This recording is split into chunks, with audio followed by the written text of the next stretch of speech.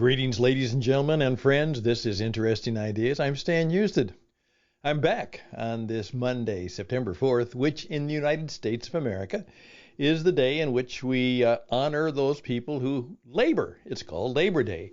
And it originally was set up primarily to honor those men and women, and many of them were in the early trade union movement who, the way they made their living was not because they were particularly clever or smart in terms of being a doctor or a lawyer or a banker or anything like that.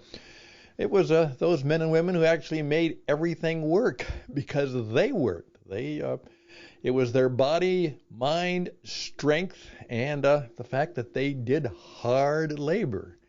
And that's what we wanted to make sure we honored them. Like every holiday, it's now become kind of a day off, and sometimes just a day for having a good family time, and that's just fine too. However, I wanted to talk a little bit about what I would call labor pains, and just perhaps think about that. It might be helpful and useful to us as we are trying to do some new stuff in this new year, which of course starts in September, and I've talked about that before, and I'll remind you of that. But how we're going to start the new year now and think about some things about labor pains. And perhaps, as I say, maybe you should not ask for an easy life. That's right. Don't ask for an easy life. 15 minutes, maybe 20. No more than that. I'm Stan Houston. The program is The Interesting Ideas so that you can have a better life starting now. And the program begins right now.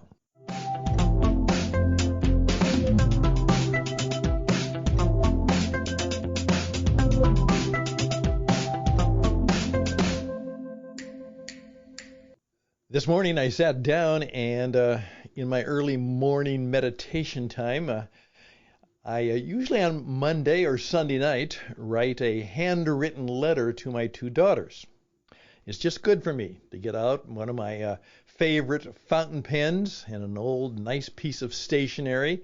And I don't know if they ever open it, but I'm sure they do, but they never say so. And I'm not expecting them to answer, but I just simply write a little note to them, wishing them well for the week, telling them a little bit about what I'm up to, asking them a few questions, and giving them good wishes and blessings for their week. And I send it off. And I did that again today. And for one very special one, because she was the first one, I reminded her that I knew exactly where I was over some 50 years ago today. That's right, because I know that on Labor Day many years ago, I was waiting. That's right. This was to be about just exactly right now. We were in the due date time for her.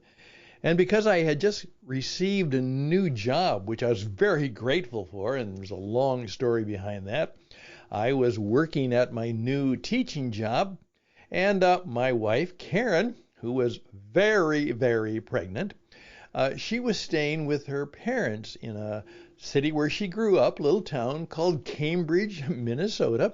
And she was there because her doctor was there and the hospital was there. And so she was waiting that particularly at any time she would have to go to the hospital. Well, I was obviously in the teaching job, but of course the weekend and the Labor Day weekend came and I had the chance to be with her. And we were expecting, hoping that perhaps on Labor Day, she would begin to have some labor pains, and we would be welcoming our new, we didn't know at that time, really, we didn't know at that time, boy or girl, our new baby daughter or baby son. Well, it didn't happen. In fact, it took about 2 more weeks before I was there for the weekend again, and Karen woke up and said, I think we're ready. And that turned out to be wonderful. And as she used to say for many years, it's September 21. So I reminded her and remembered myself the happiness of knowing where I was on Labor Day many years ago. Brought back memories, reminded me of how old I am, and also the many blessings that I've had. I also think, too, of some things I wish I had done quite differently. I'm not so sure I would call them regrets, but yeah, I wish I had done things differently. But I also know that even in the midst of my many challenges, I have opportunities and I have much to be thankful for. And I wanted to let my children know about that. But then I thought about the idea of labor pains, because for many people, labor is a pain. It's hard work. And I'm a person who works hard. And my work is somewhat hard in the fact that it's very demanding, it's very creative, it's very energy intense. But the reason I can do it now is it isn't requiring a lot of hard physical, mental, and savvy strength that a lot of people have to do. I mean, they just have to, think things through, and then they have to use their bodies as well as their minds to actually do hard work. And those are the kind of people I like to think about because, those of us who talk about having meaningful work or doing work that matters, that's a brand new kind of modern idea. Most people throughout history, work was, the sweat of your brow, blood, toil, tears, and sweat. It was hard work. And there was no particular joy in it except that it gave you something to do so that you could take care of your family and your responsibilities. And I remember the story because we lived outside one time the city in Indiana, Gary, Indiana, which is now a city in disrepair, but in the good days of the steel business, it's where a lot of the steel work was done. Pittsburgh, Gary, those significant places where there were steelers who made steel. And I still remember the story of a man sharing about what it was like to work in the hot, sweaty, dangerous steel mill every day. And he described how he had to oftentimes wear this heavy, heavy shirt because he would work in an area where the sparks would fly as they were pouring the molten steel in, and he had to have his hat on and his glasses on, but sometimes that little flicker would actually go and it would hit his shirt. And thank goodness the shirt, he said, of course, was quite sweaty, but it was quite thick, which made him even hotter. But what it did is it kept his skin from being burned when those sparks would fly.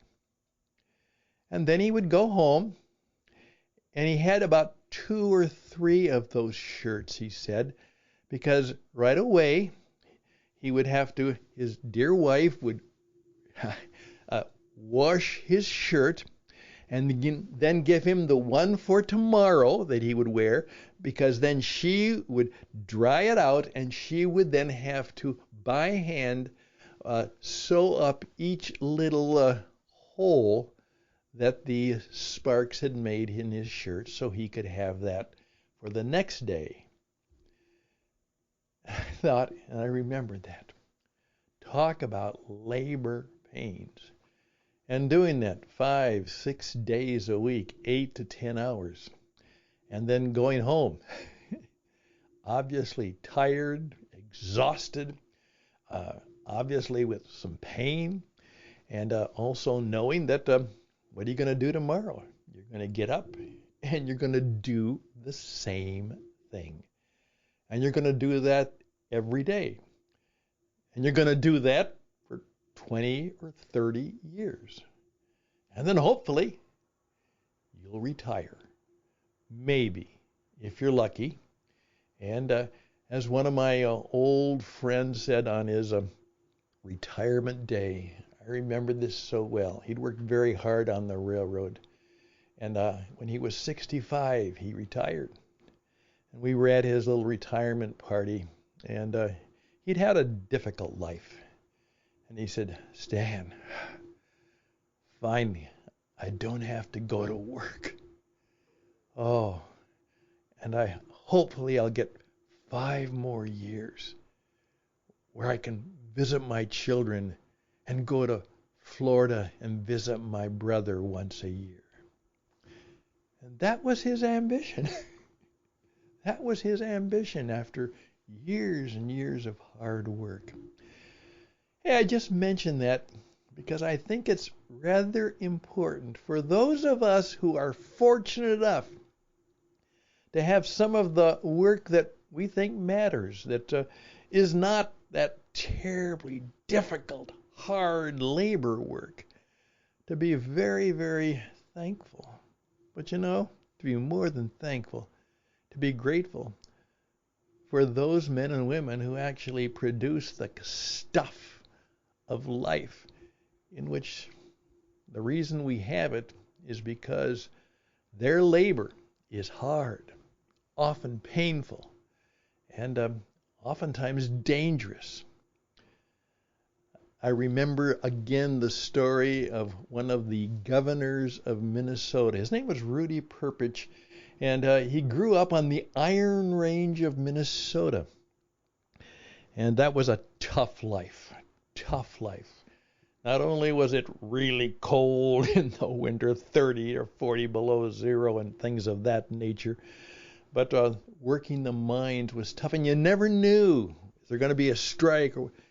And he would say, every morning, particularly in the winter, when we didn't know, my brother and I would get up early and we'd sneak down and we would look in the kitchen, and if there was a lunch box on the table, we breathed a sigh of relief and went back to bed for a little bit, because that meant Daddy had work that day. Daddy had work that day. Just some stories to think about, perhaps to help us be a little more thankful for the opportunity to do work, and to be thankful for the blessings of the work that we get to do. I'm Stan Houston. That's it, except for one simple thought, and then I'll be done. I'm Stan Houston. Interesting ideas to help you live better, starting now.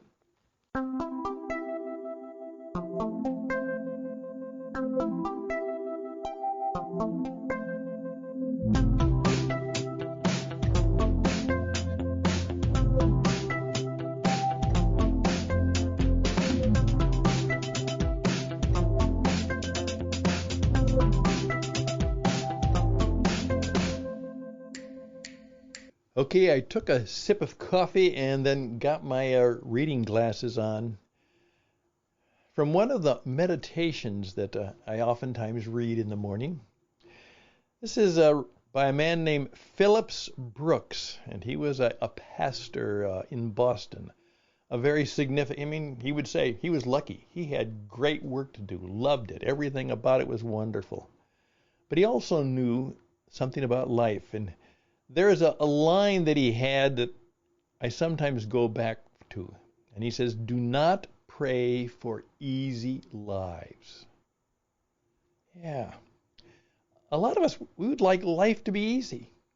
And we're doing everything we can to make life easier. Yet he says, do not pray for easy lives. Pray to be stronger men and women. Do not pray for tasks equal to your powers. Pray for powers equal to your tasks. Then the doing of your hard work your hard, easy, not easy life shall be no miracle, but indeed you shall be a miracle. I oftentimes remind people, hey, pray for a miracle. Sometimes anticipate a miracle. Maybe expect a miracle. But most importantly, learn and see how in the pains of your labor in life, you might actually become a miracle. There you go. Would you join me in saying, I would appreciate a miracle or two in my life and business right now, but it's probably more important that I become the miracle. I'm Stan Houston.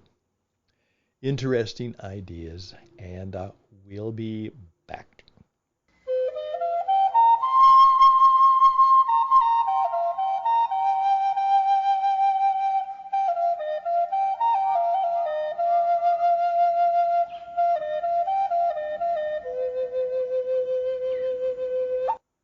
Just to say thank you, please recommend me and recommend interesting ideas to others.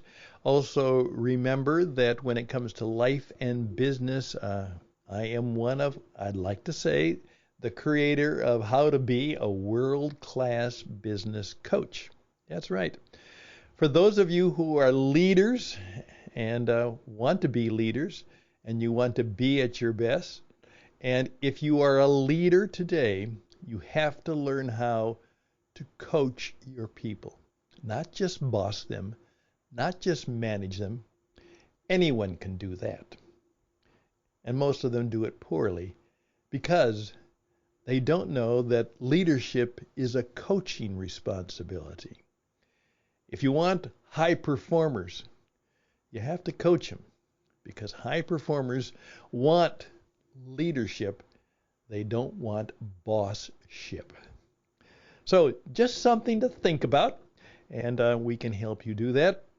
Reach out to me at stanhouston@gmail.com, stanhouston@gmail.com. And again, as I keep reminding you, if you want to make your mark in the business world today, you're going to have to learn how to use just exactly what I'm using. The microphone and the camera. You're going to have to learn how to perform in the modern media of today. If you want to win friends and influence people, as Dale Carnegie said, and we say, no, don't do that. Learn how to make good friends and challenge and connect and serve your audience. Think about that. All the best and blessings to you. May your day be good today, and may the week be well for you. And hopefully we'll get to do the same thing next week. Take care. Bye for now.